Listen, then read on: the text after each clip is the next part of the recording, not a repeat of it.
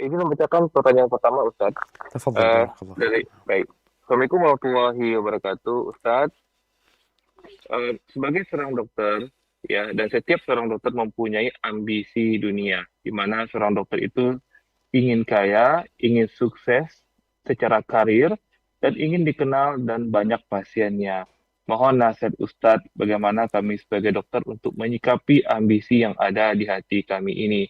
Dan juga mohon nasihat dari Ustadz dan mohon penjelasan Ustadz, apa ciri-ciri dokter yang orientasi atau akhirat di hatinya, Ustadz. Barakallahu fiik.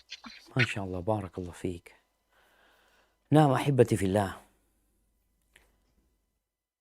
tidak dilarang untuk menjadi orang kaya. Bahkan Nabi SAW mengatakan ni'mal malus salih fir rajulis salih. Sebaik-baiknya harta yang baik kalau di tangannya orang baik gitu loh. Jadi kalau bicara dokter kepingin jenjang karirnya semakin tinggi, kepingin sukses, hartanya banyak, kepingin pasiennya banyak. Taib. Kalau sekedar itu keinginannya, berarti dunia aja yang kau inginkan. Terus nanti mau kemana? Engkau akan jadi tua. Semakin tua, semakin tua, semakin tua, engkau akan sakit mungkin. Kalau bicara harta, engkau akan tinggalkan semuanya. Maka kalau sekedar itu yang diinginkan, berarti ambisinya hanya dunia. Tapi kalau dia menjadikan karirnya untuk memberikan manfaat. Mungkin dia baca hadis Nabi SAW. Khairun nas, orang yang paling baik adalah yang paling bermanfaat buat orang lain. Dia belajar lagi. Dia mau naik, aku mau jadi kepala rumah sakit. Karena aku lihat rumah sakit ini banyak masalah. Umpamanya, aku ingin bersihkan.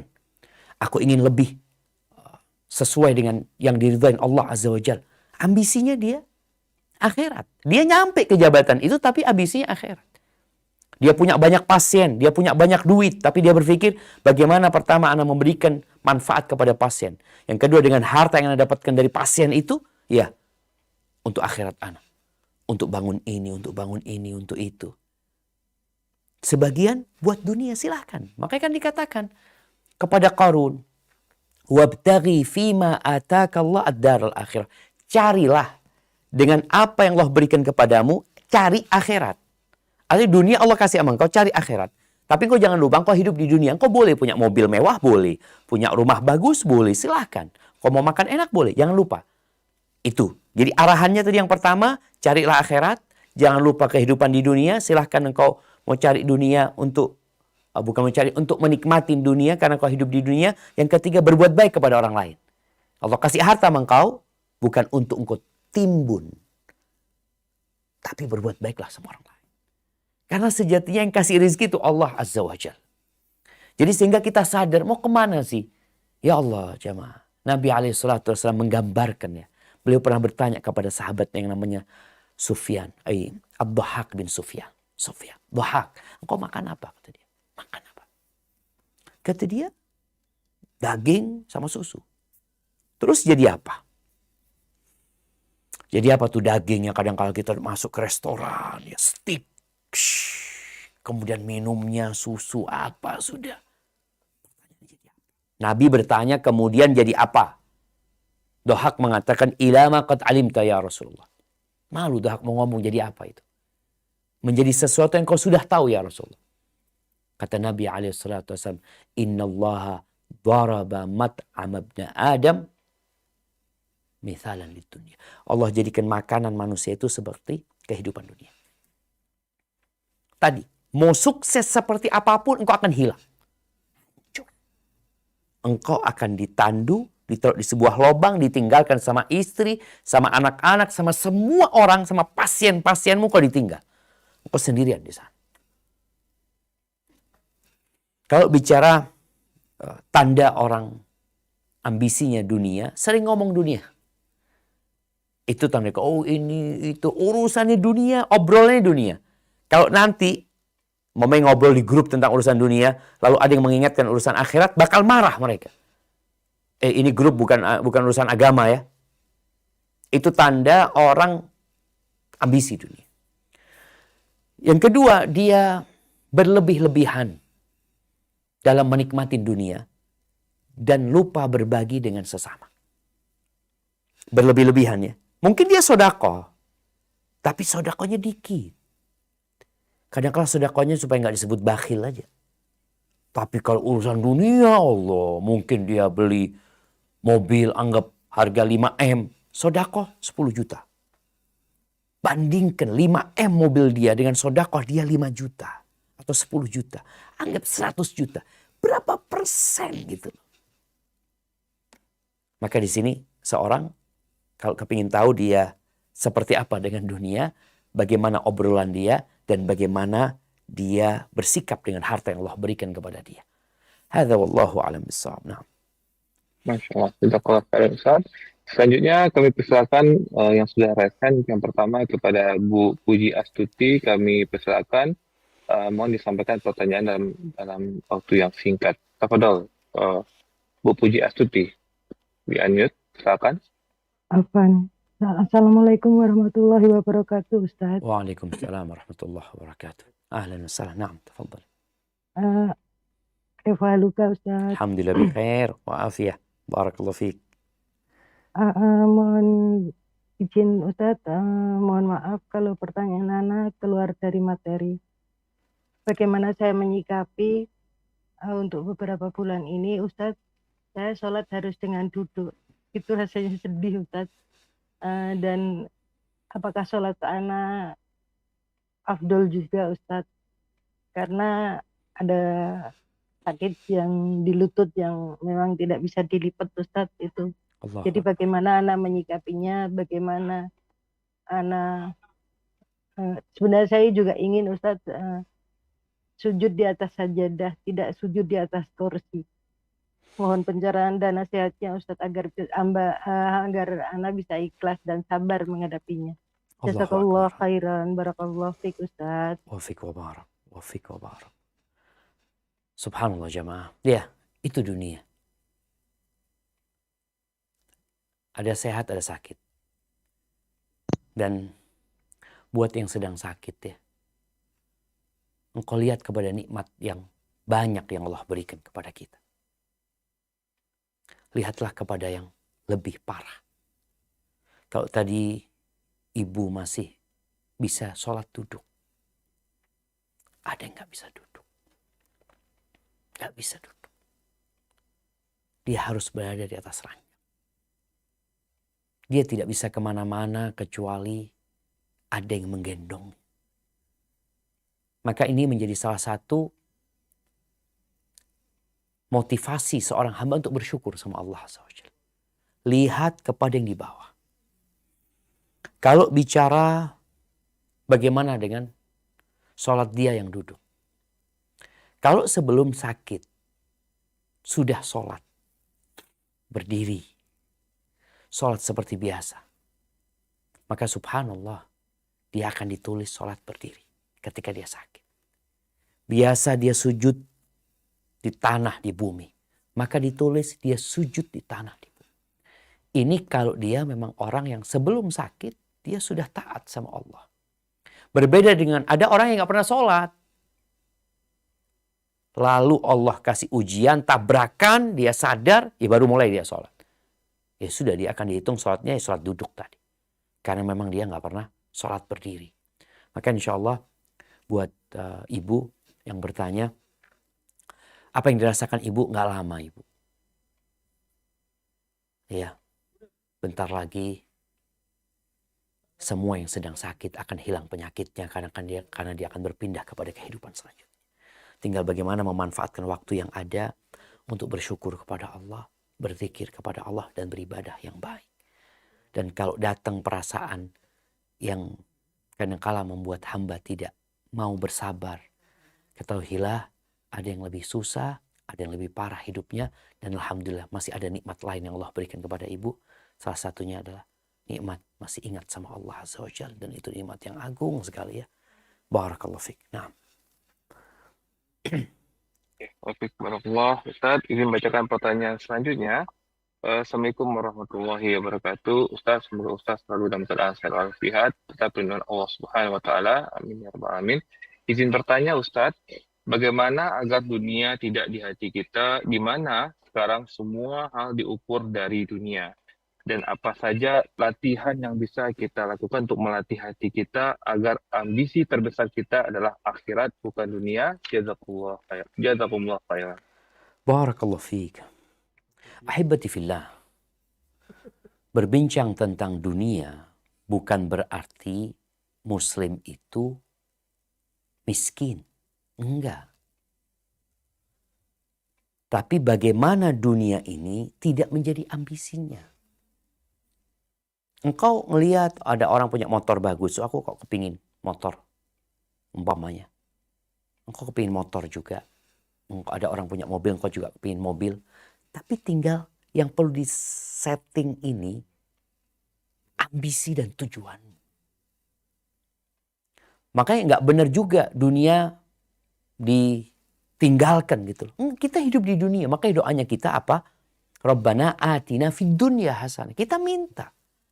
Kemudian Nabi SAW juga berdoa, Allahumma aslih lana dunyana allati fiha ma'ashuna. Ya Allah, perbaiki buat kami dunia kami yang di situ tempat kami hidup sekarang gitu. Maka caranya agar engkau tidak berambisi dunia, ingat mati. Makanya dianjurkan ziarah kubur ya. Kau ketika melihat mati Allah ya. Kemudian kau lihat rumahmu, kau lihat kendaraanmu, kau lihat keluargamu. Semua akan ditinggalkan dan aku akan ke situ. Fa innaha tudzakirul akhirah. Itu akan mengingatkan akhirat.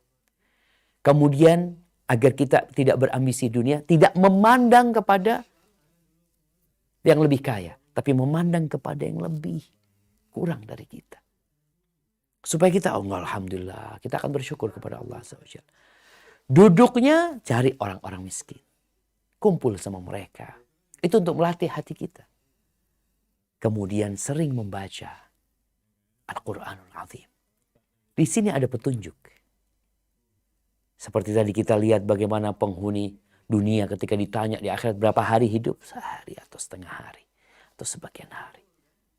Kita jadi tahu benar-benar semua akan ditinggalkan.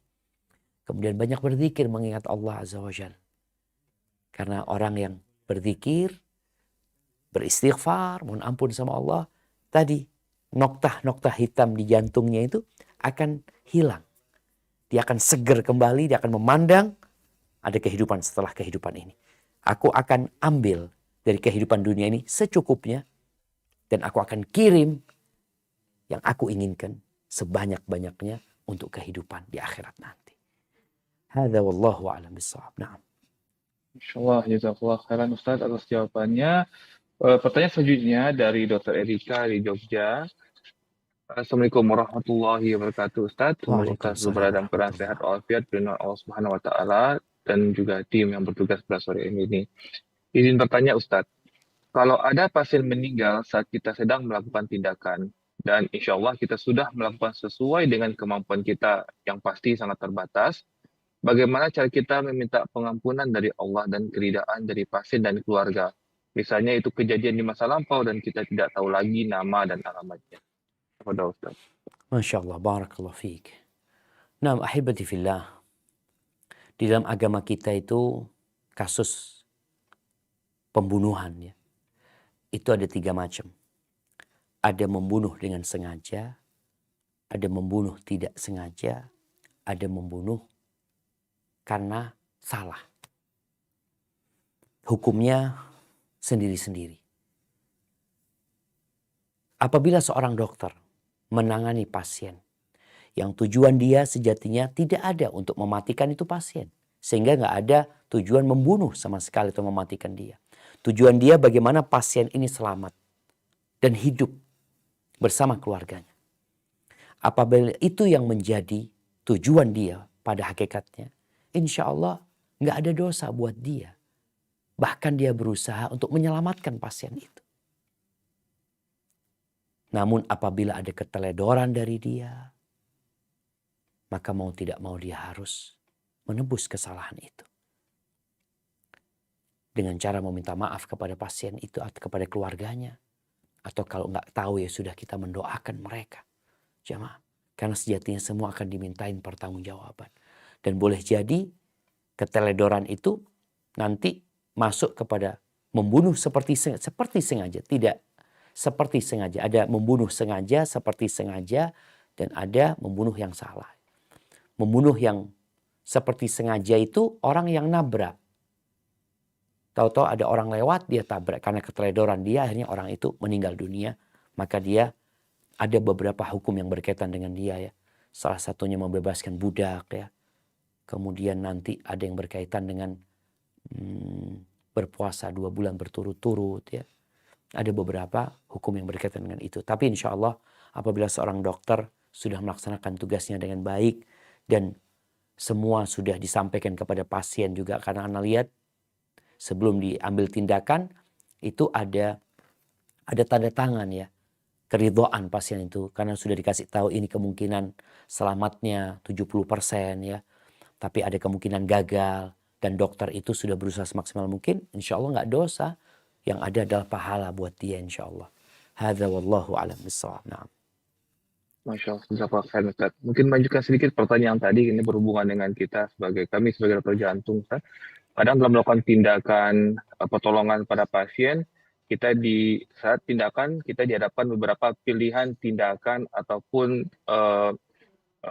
pilihan untuk keputusan Ustadz, dan semuanya berdasarkan dengan ilmiah. Bagaimana kalau ternyata ketika kita memilih salah satu metode penanganan kepada pasien dan ternyata qadarullah berakhir dengan komplikasi yang tidak diinginkan Ustadz. Yang seperti ini bagaimana dalam tinjauan syariat Ustadz? Barakallahu fiik. Masya Allah, barakallahu fiik. Nah, yang pertama, jangan pernah bersandar kepada ilmu yang dimiliki. Jangan pernah bersandar kepada pengalaman yang didapat. Jadi ketika menangani pasien benar-benar bersandar kepada Allah Azza wa Jalla. Karena boleh jadi solusi ini buat fulan sukses, buat fulan mati. Gitu. Maka hendaklah selalu minta pertolongan Allah Subhanahu wa Ta'ala. Dan tatkala dia sudah memilih keputusan itu, ini tugasnya dokter memang. Berusaha yang terbaik. Ketika dia meninggal dunia, dia tidak membunuh sebenarnya. Dia sejatinya hendak menyelamatkan pasien itu, tapi takdir Allah berkata lain. Jadi apabila sudah berusaha semaksimal mungkin, Allah mengatakan فَإِذَا عَزَمْتَ فَتَوَكَّلْ عَلَى اللَّهِ. Kalau engkau sudah bertekad, maka serahkan semua kepada Allah Azza wa Jalla. Allah cinta kepada orang-orang yang bertawakal. Dan ketika sukses, operasinya umpamanya berhasil, ingat sama Allah. Bukan ingat, oh aku, oh ini, enggak. Oh dokter-dokternya, Allah. Jadi selalu ada Allah dalam semua kegiatan kita karena memang semuanya Allah yang memudahkan. Hadza wallahu a'lam bissawab. Nah.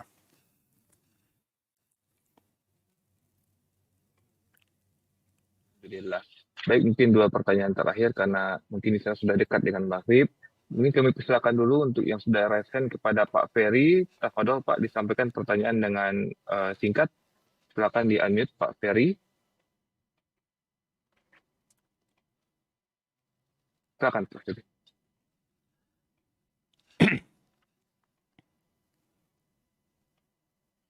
Ya, silakan Pak.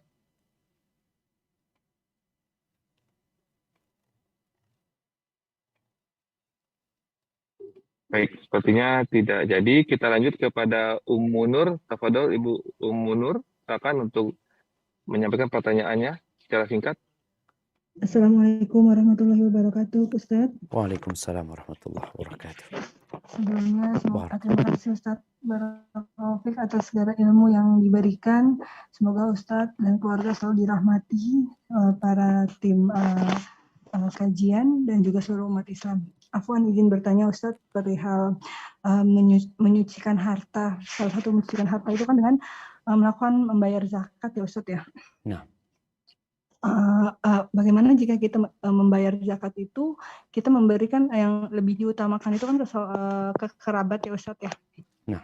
Kita memberikan ke kerabat itu tapi kita tidak bilang kita tuh bayar zakat tapi hanya memberi gitu kan seolah-olah kayak kita hanya memberi tapi kita meniatkan membayar zakat. Apakah Siap. itu diperbolehkan Ustadz? Masya Allah. Dan yang kedua Ustadz salah satu yang tadi Ustadz bilang mengisi itu amalan dengan membaca Al-Quran ya Ustadz ya. bagaimana jika kita membaca Quran kalau sendiri itu kan serasa kita bisa gitu, tapi ternyata ketika ada guru kita ternyata banyak kesalahan, dan kondisi sekarang kita membaca Quran sendiri tetapi ada banyak kesalahan yang kita tidak tahu itu bagaimana hukumnya Ustaz Baik. ya. Masya Allah. Oke, Itu baik aja. Bu, cukup ya Bu ya. Baik, terima kasih. Masya Allah, barakallahu fiik. Jadi kayaknya 2 pertanyaan ini dok. Siap, yang pertama berkaitan dengan zakat. Kalau yang kita berikan adalah orang yang memang berhak mendapatkan zakat, nggak perlu kita ngomong zakat. Nggak perlu, nggak harus gitu kita ngomong itu zakat. Tapi kalau orang itu khawatir dia nggak terima zakat, karena ada orang yang kayaknya miskin, tapi sebenarnya dia mampu. Bahkan dia bayar zakat. Maka kembali kepada kondisi yang ada. Jadi kalau kerabat kita tahu nggak dia hidup memang susah, dia masuk kategori yang 8 ya. 8 golongan itu, maka kasih aja duitnya. Transfer ke dia, aku mau kirim sesuatu ya, kirim ke dia. Kita niatkan zakat. Selesai sudah. Tapi kalau dia takut nggak berhak, maka ditanya, aku ini mau ngeluarin zakat. Cuma aku takut engkau nggak terima. Engkau terima nggak zakat? Sampaikan kepada dia. Terus serang. Jadi insya Allah nggak ada masalah. Adapun yang kedua, bicara membaca Al-Quran. Mungkin sebagian kita memang belum pandai bacaan Qur'annya sehingga mungkin ada kesalahan. Ya dia berusaha untuk memperbaiki. Ketika dia guru, dia baca sama guru. Nggak ada guru, dia baca sendiri. Kesalahan bagaimana? Insya Allah Allah tahu dia tidak sengaja melakukan kesalahan itu dan dia tidak mau. Dia salah sebenarnya, tapi karena keterbatasan dia, namun dia tetap berusaha untuk menjadi lebih baik lagi. Dan sekali lagi jamaah, ingat kalau bisa baca sama artinya. Barakallahu fiik.